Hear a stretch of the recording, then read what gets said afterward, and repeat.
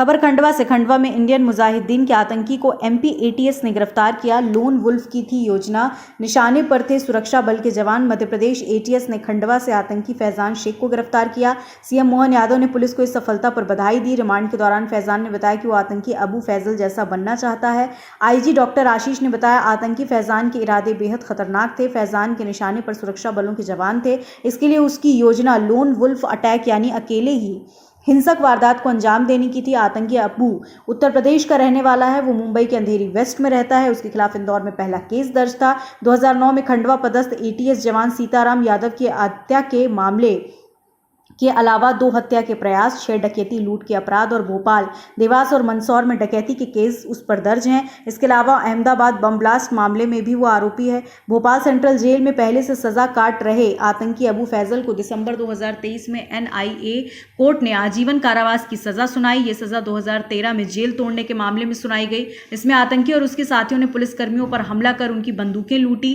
फिलहाल वो जेल में अपनी सजा काट रहे हैं। मध्य प्रदेश एटीएस के आईजी डॉक्टर आशीष ने बताया, आतंकी फैजान के इरादे बेहद खतरनाक थे। वो लोन वुल्फ अटैक करके स्वयं को इंडियन मुजाहिदीन के यासीन भटकल और सिमी सरगना अबू फैजल की तरह बड़ा मुजाहिद साबित करना था। अपनी योजना को अंजाम देने के लिए उसके द्वारा स्थानीय अवैध हथियार कारोबारी और राज्य के बाहर के लोगों से संपर्क करके पिस्टल और कारतूस एकत्र किए जा रहे थे। खंडवा पुलिस को, मध्य प्रदेश पुलिस को बधाई देना चाहूंगा।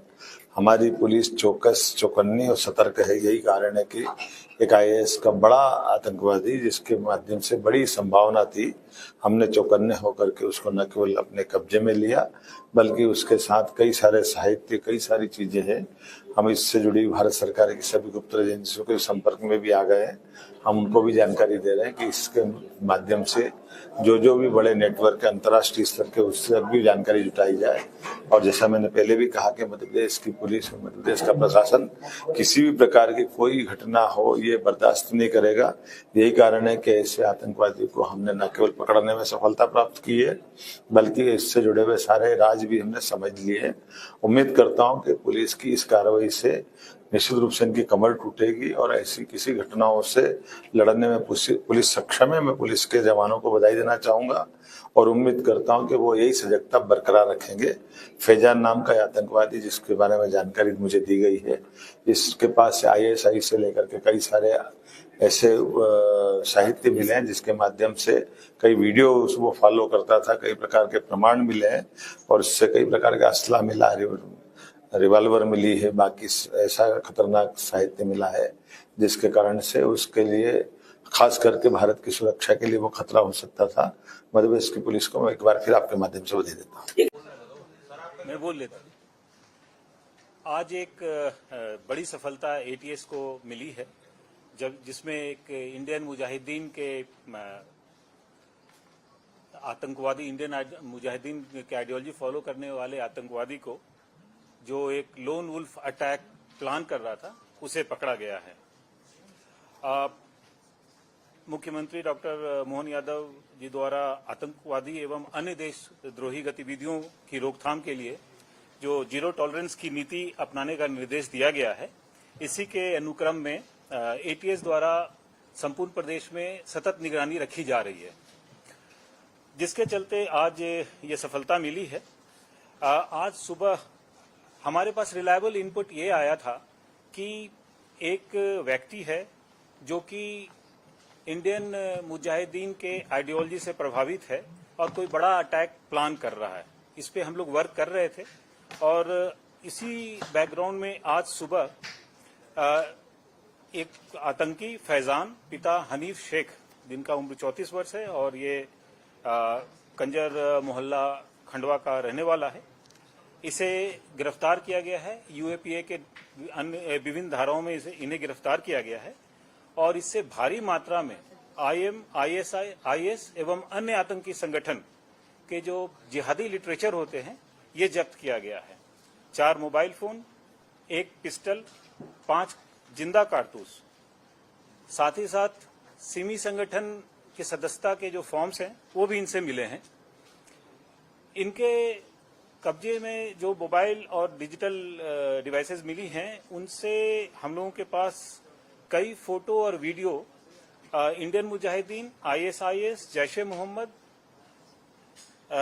लश्कर ए तैयबा, आदि संगठनों के वीडियोस मिले हैं, फोटोज मिले हैं और अभी हमारी इस पे तहकीकात जारी है, पूछताछ जारी है। हम लोग अभी इस पे आगे की विवेचना कर रहे हैं और ये भी पाया गया है कि ये कई सिमी संगठन के जो पूर्व मेंबर्स थे उनसे भी संपर्क में था।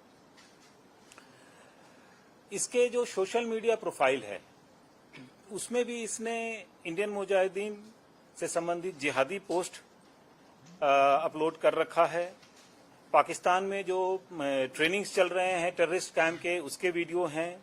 मसूद अजहर लश्कर तैयबा के तकरीर के पोस्ट एवं कंधार विमान अपहरण की कहानी तथा मुल्ला उमर के बयान एवं अंसार गजवातुल हिंद से संबंधित पोस्ट सोशल मीडिया के माध्यम से प्रसारित किए जा रहे थे।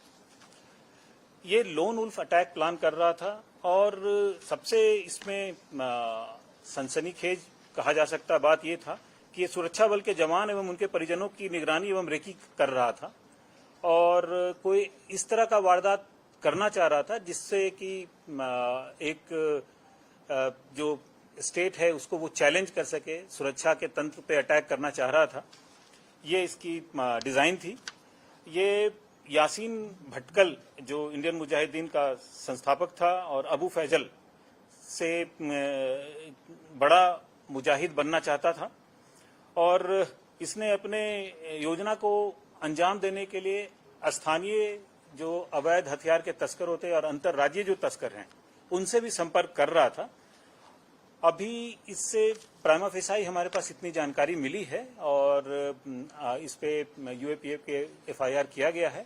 इन्हें पुलिस रिमांड में लिया जा रहा है और इससे आगे पूछताछ करके और भी जो एविडेंस मिलेंगे और भी जो लीड मिलेंगे वो हम आप लोगों के साथ शेयर करेंगे।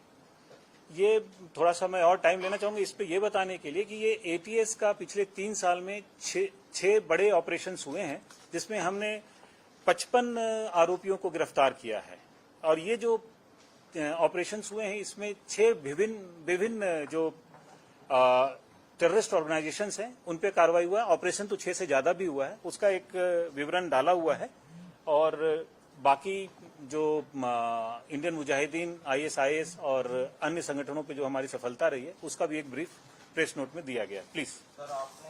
खबर भारतवर्ष के लिए खंडवा मध्य प्रदेश से ब्यूरो रिपोर्ट।